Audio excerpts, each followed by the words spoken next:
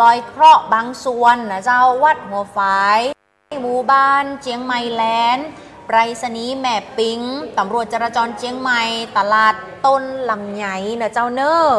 ครับอันนี้เป็นโซนที่6ที่เปิ้ลเตือนกันนะครับยังมีเวลาท่านก็สามารถที่จะขนของที่สูงหรือว่าจะเอาถุงดำนะครับอย่างที่อยู่ตั้งหน้าพิธีกรนี่นะซุปแล้วก็มัดปากถุงไว้นะครับอันนี้ก็จะบาดนน้ำนะครับเนอเจ้าแม่นและเจ้าการเตรียมรับสถานการณ์น้ำท่วมในพื้นที่เขาจะต้องใจความหู้แล้วก็ความเข้าใจ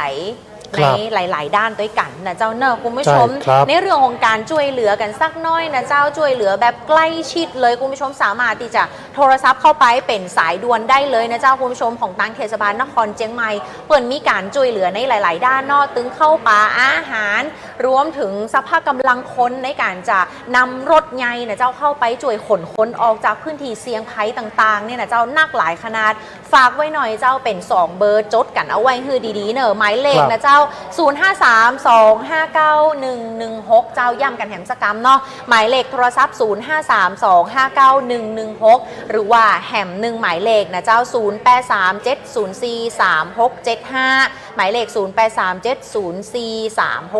เจ้าครับในช่วงนี้เนี่ยนะครับมีบรรยากาศที่บริเวณริมน้ำปิงนะครับซึ่งเพจของ PR เชียงใหม่ของกรมประชาสัมพันธ์ของเราได้มีการสัมภาษณ์อู้จ๋ากับผู้อำนวยการสำนักประชาสัมพันธ์เขต 3ไปติดตามกันนะครับรอไว้ได้เลยที่สำนักประชาสัมพันธ์เขต 3เป็นไงฮะมันอยู่ในโซนด้วยนะโซนตอนนี้เป็นไงฮะแจ้งให้ทางเจ้าหน้าที่ตอนนี้ยังเหรอตอนนี้ข้อมูลก็คือเราเปรียบเทียบปี54นะ54นะก็ไม่ขึ้น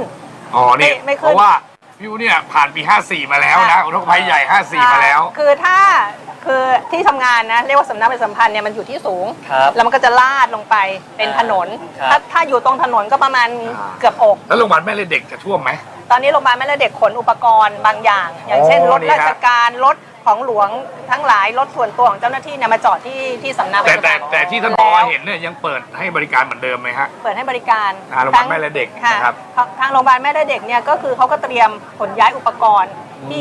ที่สำคัญจำเป็นไว้นะคะเพราะเขาจะอยู่ต่ำกว่าสำนักงานเขต 3ใช่นะครับปี54เขาท่วมไหมฮะตรงนั้นปี54ท่วมแสดงว่าปีนี้ก็มีโอกาสนะครับประมาณนั้นใช่ไหมเขาบอกว่าประมาณปี54หรือให้ลืมปี65ไปนะครับให้นึกถึงปี54นะครับนี่แหละฮะก็ดูประมาณการเพราะว่าประชาชนพี่น้องประชาชนที่อยู่ใกล้เคียงน้ำใกล้บริเวณน้ำเนี่ยเขารู้อยู่แล้วว่าในแต่ละปีเขาต้องเตรียมตัวยังไงเพราะฉะนั้นท่านก็คาดการอย่างที่ทางแอดบอกนะคะของสำนักเนี่ยถึงบันไดขั้นที่1ครับบันไดขั้นที่1ยังรอดอยู่ติดตามนะคะติดตามสถานการณ์ตอนนี้จิ๊กเตือนกันถึงไหนแอดตอนนี้เนี่ยก็เขาบอกว่าตอนนี้เราเตือนหมดเลยเพราะว่าอย่างนี้ครับเป็นเขตบางทีแล้วเนี่ยมันชั่วโมงต่อชั่วโมงอย่างนาทีนี้นะครับช่วงบ่าย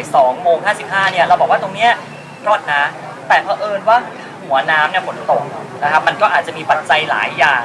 ก็เลยใช้คำว่าตอนนี้เตือนได้หมดก่อนเลยเนาะเรายกของอะไรก็ไม่เสียหายหรอกอย่างเมื่อวานเนี่ยเราคิดว่าสถานการณ์จะจบในช่วงเช้าแล้วไม่คิดว่าจะมีมวลน้ำก้อนใหม่มาเพราะเห็นตัวเลขที่ P67 ขึ้นเนี่ยเราก็รีบโทรหาผู้ในการสำนักชลประทานเลยนะครับเนี่ยมาแล้วก็มาเนี่ยผู้ในการสำนักนี่นั่งฟังเราอยู่นะแอบนั่งฟังอยู่ด้านหลังเนี่ยเห็นไหมผู้ในการสำนักชลประทานที่1นะครับเรานินทาดังไงนะครับเนี่ยตอนนี้ก็เขาประเมินหน้างานเลยนะแล้วก็ตัวเลขปัจจุบันเนี่ยมันส่งผ่านเขาเรียกศูนย์บริหารจัดการน้ำอัจฉริยะอยู่ที่สำนัก1เลยเมื่อกี้เข้าไปดูแล้วมีจอมีข้อมูลเรียลไทม์เพราะฉะนั้นการวิเคราะห์สถานการณ์น้ำจะแม่นยำมากนะครับเพราะฉะนั้นเนี่ยเมื่อเขาแจ้งเตือนเบื้องต้นเนี่ย 5.02 แล้วเนี่ย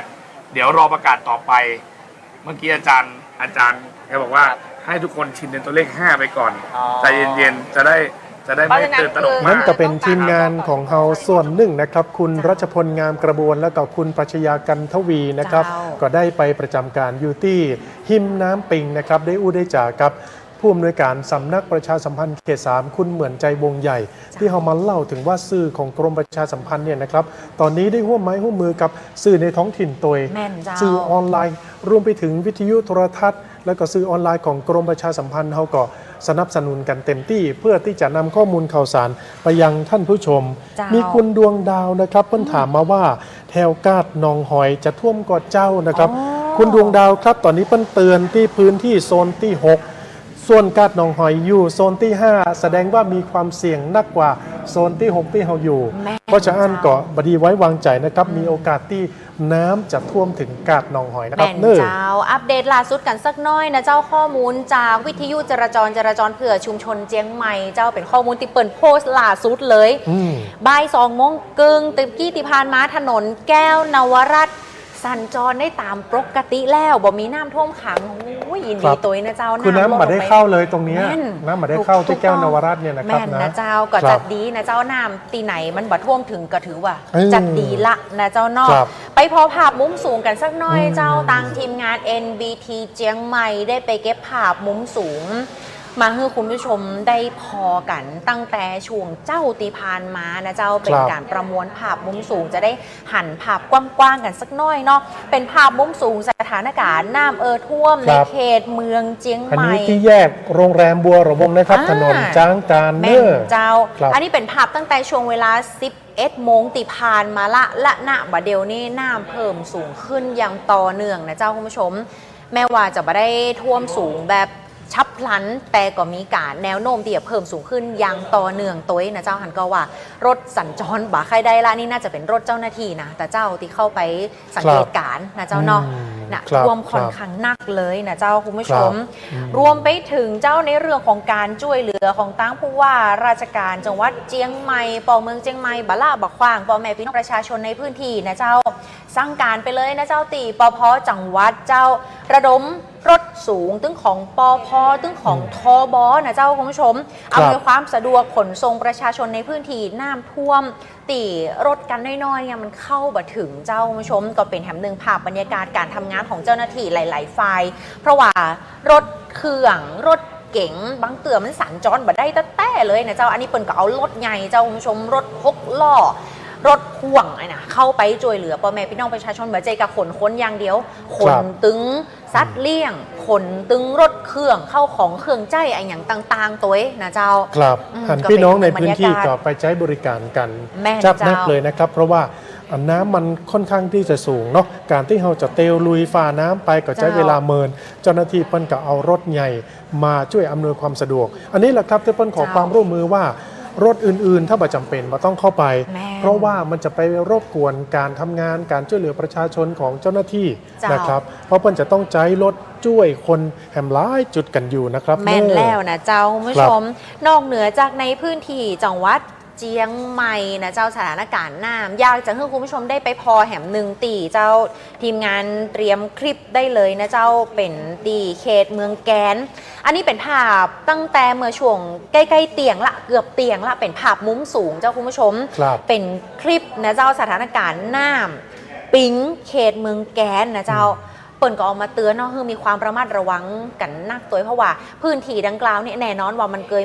มีน้ำปริมาณน้ำเนี่ยท่วมมาก่อนแต่ปีนี้เนี่ยคุณผู้ชมมันเป็นวงกว้างเลยนะภาพมาเลยเจ้าคลิปเป็นของผู้ใจ Facebook นะเจ้าแจ็คแดเนียลนะเจ้าเปิ่นก็ได้ขึ้นเป็นมุมสูงแล้วก็ถ่ายภาพบรรยากาศสถานการณ์น้ำในเขตเมืองแกนมาฮือพอแต่เจ้านี่ก็ตกใจเหมือนกันถ้าเมืองแกนขนาดนี้ในตัวเมืองจะขนาดไหนเนี่ยครับน้ำก็ค่อนข้างนักนะครับตอนบนของทางน้ำที่เมืองแกนนี่อยู่แถวแม่แตงเนาะแม่นเจ้าครับน้ำก็ยังนักอยู่นะครับนอกจากนี้เนี่ยท่านผู้ชมครับเปิ้นก็บอกไว้เปิ้นคาดการว่าตั้งแต่เวลาตีหนึ่งเป็นต้นไปนะครับตีหนึ่งเนี่ยค่ำคืนเนี่ยนะครับนะก็มีโอกาสเนี่ยนะครับที่น้ำจะล้นสปีลเวย์ที่บริเวณเขื่อนแม่งัดนะครับเพิ่นก็เลยแจ้งเตือนในพื้นที่ตำบลบ้านเป้าตำบลช่อแลแล้วก็ตำบลอินทขินอันนี้ก็จะต้องระมัดระวังในพื้นที่โดยรอบใกล้ๆตัวเองนะครับเจ้ารวมไปถึงแหมหนึ่งพื้นที่นะเจ้าก่อนหน้านี้เปิ่นบอกว่าสามารถจะสัญจรไปมาได้คือเส้นทางเจียงไฮ้เวียงปาเป้าเจียงใหม่ตีสถานการณ์น้ำท่วมสามารถเตี่ยเตียวตางได้ล่าสุดข้อมูลอัปเดตเมื่อช่วงบ่ายที่ผ่านมานี่บัดเดี๋ยวนี้น้ำลดลงแล้วก็รถเนี่ยสามารถเตี่ยสัญจรได้นะเจ้าแต่ก็ต้องสัญจรได้ด้วยความระมัดระวังตัวนะเจ้าคุณผู้ชมอันนี้ก็เริ่มสบายใจได้เนาะสถานการณ์น้ำมันเริ่มลดลงไปแล้วแต่ก็ยังต้อง ตั้งรับเตรียมรับมือกันให้ดีๆจะไปดีชะลาใจเตือเพราะว่าอย่างเจ้าเรื่องของปริมาณน้ำที่มันจะมาเติมเนี่ยคือน้ำฝนนะเจ้าคุณผู้ชมหลังจากนี้เฮายังจะต้องพอกันยังต่อเนื่องเลยนะเพราะเฮายังมองหูมาแน่ชัดว่าฝนมันจะมานักมาน้อยจะได้แต่ตีแน่ๆมาแน่นอนนะเจ้าเรื่องของน้ำฝนเนาะครับนอกจากนี้เนี่ยนะครับน้ำจากตัวเมืองเชียงใหม่ก็จะไหลลงไปสู่พื้นที่ทางตอนใต้ที่จังหวัดลำพูนเนี่ยนะครับซึ่งตำบลหิมปิงอำเภอเมืองจังหวัดลำพูนรวมไปถึงตังหางดงของเชียงใหม่ตังปูนเนี่ยนะครับก็อาจจะได้รับผลกระทบช่วงขวายที่ผ่านมาตะกี้ตังสวทลำพูนเนี่ยนะครับเพิ่นก็ได้ส่งพื้นที่เข้าไปติดตามสถานการณ์แล้วก็ไปไลฟ์ Facebook กันโดยสื่อของกรมประชาสัมพันธ์ของเฮาที่มีประจำแต่ละจังหวัดเนี่ยเฮาบูรณาการร่วมกันนะครับเพื่อที่จะติดตามข้อมูลมาแจ้งตังวิทยุแจ้งตังสื่อออนไลน์หรือว่าส่งมาออกโทรทัศน์โดยจะได้รับหูรับทราบกันนะครับฝากเบอร์ไว้สักน้อยละกันนะเจ้าคุณผู้ชมเพื่อไว้ว่าจะได้รับแจ้งเหตุต่างๆในการขอความช่วยเหลือนอกเหนือจากตังของ CM Force แล้วนะเจ้าตีได้ฝากหมายเลขโทรศัพท์ไปก่อนหน้านี้เนาะ2เบอร์หลักๆแถม1เบอร์เจ้าคุณผู้ชม NBT Nord ของเฮาเนี่ยเจ้าคือเป็นแถมหนึ่งช่องทางเหมือนกันที่คุณผู้ชมสามารถโทรมาเพื่อแจ้งสถานการณ์รายงานสถานการณ์น้ำหรือขอความช่วยเหลือได้นะเจ้าเรื่องของขนย้ายคนกลุ่มเปราะบางต่างๆนะเจ้ากดหมายเลขโทรศัพท์ไว้เลยเนอะ0532841178เจ้าหมายเลขนี่หมายเลขเดียวโทรกันเข้ามาได้นะเจ้าเนอะ0532841178เรื่องของการช่วยเหลือเฮายังจะต้องช่วยเหลือกันอย่างต่อเนื่องเหมือนกับการที่เฮามาจัดรายการสดก็ที่สถานการณ์อุทกภัยในแต่ละพื้นที่ของจังหวัดเชียงใหม่เนี่ยเจ้าคุณผู้ชมเรื่องการช่วยเหลือมันก็ยังมีอย่างต่อเนื่องเนาะเรื่องเข้าป่าอาหารรวมไปถึงตีจอดรถไขบาเดลนี่กำลังเสาะหาตีจอดรถก็เป็นแถมหนึ่งทรัพย์สินที่มีค่าสำคัญเหมือนกันนะเจ้าเวลาน้ำท่วมมาเสร็จปุ๊บโอ้ถ้ารถจมน้ำนี่เป็นว่าบ่ได้ใจละนะเจ้าเนาะไปพอแล้วเจ้าว่าจุดจอดรถฟรีมีตีไหนพ่องแต่ขอเตือนไว้ก่อนว่าจะไปดีละของมีกาเอาไว้ในรถนะเจ้าเนอตีแรกเลยนะเจ้าคุณผู้ชมตตีเส้นมหิดลใกล้ๆกับโรงเรียนวารีเนาะเป็นวาซาบิพาร์คนะเจ้าเป็น after school เจียงใหม่แถวๆป้าแดดก็มีเหมือนกันโอ้เซ็นทรัลแอร์พอร์ตโรบินสันกับเซ็นทรัลเจียงใหม่เซนเฟสมีบริการตีจอดรถเช่นเดียวกันเจ้าคุณผู้ชมตาจ้างคาเฟ่ก็มีเหมือนกันเนอะใกล้กับสนามกีฬาเทศบาลปั๊มปตท.ระมิงออยล์และบางจากเชียงใหม่ออยล์วงแหวนรอบ2มหาวิทยาลัยเจียงใหม่เจ้า VIP Car Park ตรงข้ามกับกาดมณีเนอะบิ๊กซีเอ็กซ์ตร้าแยกสารเด็กบิ๊กซีดอนจันซีแยกดอนจันคาแคเอาลูกไปอาบน้ำก็ได้เนอะแถวแยกหลุยสันกำแพงเจ้าโอ้ได้เลยโรงแรม Travel Lodge นิมมานนะเจ้าตรงข้ามกับปตทมชก็สามารถที่จะเตียวตางไปใจบริการกันได้ครับถ้าจะจอดได้นะครับเจ้าเป็นเรื่องของเบอร์โทรฉุกเฉินเรื่องกับรถเรื่องกับอะไรอย่างก็แล้วแต่คุณผู้ชมโทรไปเลยนะเจ้าเป็นเบอร์ของตางป้องกันและบรรเทาสาธารณภัยเจียงใหม่0532214470เบอร์สายด่วน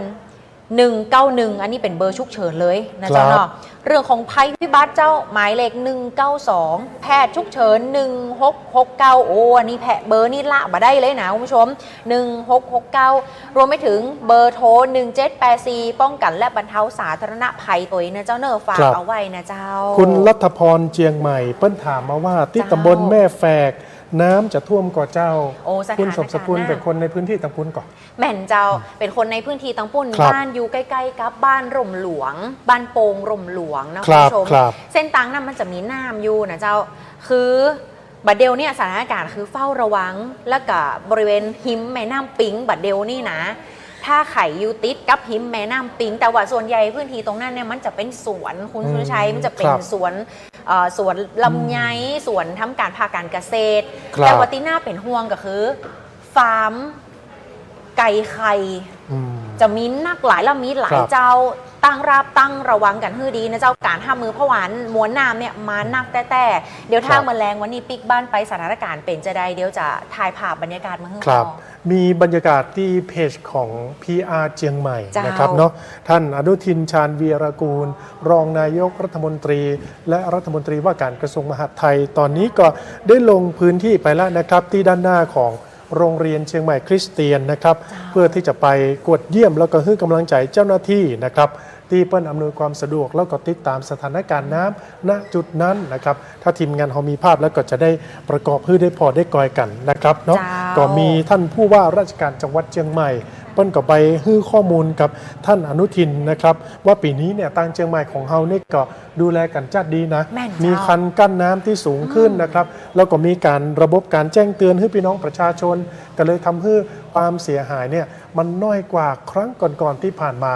แต่อย่างที่เขาบอกว่านิ่งนอนใจบ่ได้นะครับเนาะมันก็มีโอกาสที่น้ำจะเพิ่มปริมาณสูงขึ้นนะครับตอนนี้ที่ได้พอเนี่ยนะครับท่านอนุทินนะครับท่านผู้ว่าแล้วก็ผู้ที่มีส่วนเกี่ยวข้องก็ลงพื้นที่ไปมีภาพเพื่อได้พอได้กอยประกอบกันตัวนะครับนี่ก็เป็นภาพบรรยากาศล่าสุดเลยนะเจ้าติดตามทีมข่าวเขาได้ลงพื้นที่ไปเกาะติดสถานการณ์นะเจ้าการลงพื้นที่ของตั้งท่านอนุทินในเตือนี่นะเจ้าจะเป็นประโยชน์กับพี่น้องประชาชนในพื้นที่ตีประสบเหตุอุทกภัยจัดหนักเลยนะเจ้าเพราะว่าเปิดจะได้มารับฟังความเดือดร้อนของพี่น้องประชาชนไปฟังเสียงสัมภาษณ์ของเปิ้ลสักน้อยได้ก็เจ้าคุณผู้ชมฟังเสียงสัมภาษณ์ของทางท่านอนุทินกันสักน้อยหนึ่งเจ้าทั้งหมดเลยทั้งหมดท่านเพื่อนำเสนอทิศทางข่าวสารเนี่ยในท้องถิ่นเนี่ยให้เป็นทิศทางเดียวกันก็ถือการสื่อสารเตือนภัยทุกคนจะได้ติดตามไปทิศทางเดียวกันครับท่านเป็นการรวมสื่อออนไลน์ทั้งหมดเพื่อจะติดตามอยากให้ท่านได้ฝากถึงชาวเชียงใหม่ในวันนี้ครับท่านก็อยากจะกลับพี่น้องชาวเชียงใหม่ทุกท่านว่าพวกเราทุกคนรัฐบาลแล้วก็หน่วยงานที่เกี่ยวข้องทุกคนนะครับมีความห่วงใยแล้วก็มีความตั้งใจเต็มที่ที่จะมาบรรเทาภัยให้มากที่สุดเท่าที่จะทำได้ตอนนี้เรื่องของการป้องกันเราก็เตรียมตัวไว้แต่ว่าด้วยจำนวน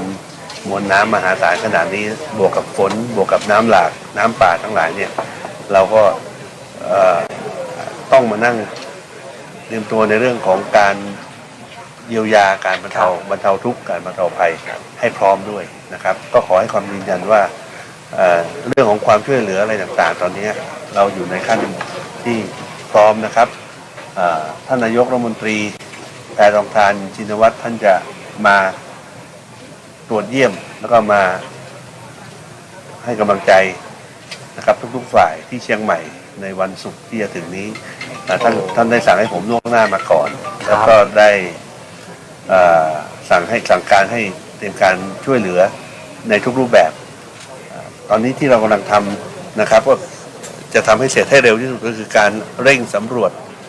ครัวเรือนผู้ประสบภัยนะครับว่าเพื่อที่เราจะได้อัดฉีด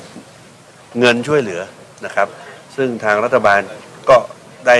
อันนั้นก็เป็นท่านอนุทินชาญวีรกูลรองนายกรัฐมนตรีและรัฐมนตรีว่าการกระทรวงมหาดไทยนะครับซึ่งท่านจะได้ไปแหมลายจุดอยู่เดี๋ยวทีมข่าวของ NBT North นะครับทีมข่าวของสบทเชียงใหม่สำนักประชาสัมพันธ์เขต 3ก็จะได้ติดตามในหลายจุดนำมารายงานให้ได้ทราบกันในระยะกันต่อไปส่วนทางหน้าจอทีวีก็ติดตามกันในข่าวภาคเหนือช่วงบ่าย 4 โมงส่วนผู้ที่จะติดตามต่อนะครับทางเพจ Facebook ทางสบทวิทยุเนี่ยนะครับก็สามารถติดตามต่อเนื่องตั้งแต่ช่วงนี้พดสุดคืนเลยนะครับแม่นเจ้าคุณผู้ชมฝากไว้ตัวแล้วกันนะเจ้าคุณผู้ชมทางเพจ Facebook NBT North และดิจิทัลทีวีหมายเลข 11 NBT North เช่นเดียวกันนะเจ้าสำหรับวันนี้หมดเวลาแล้วนะเจ้าคุณผู้ชมขอลาคุณผู้ชมไปก่อนสวัสดีเจ้าครับ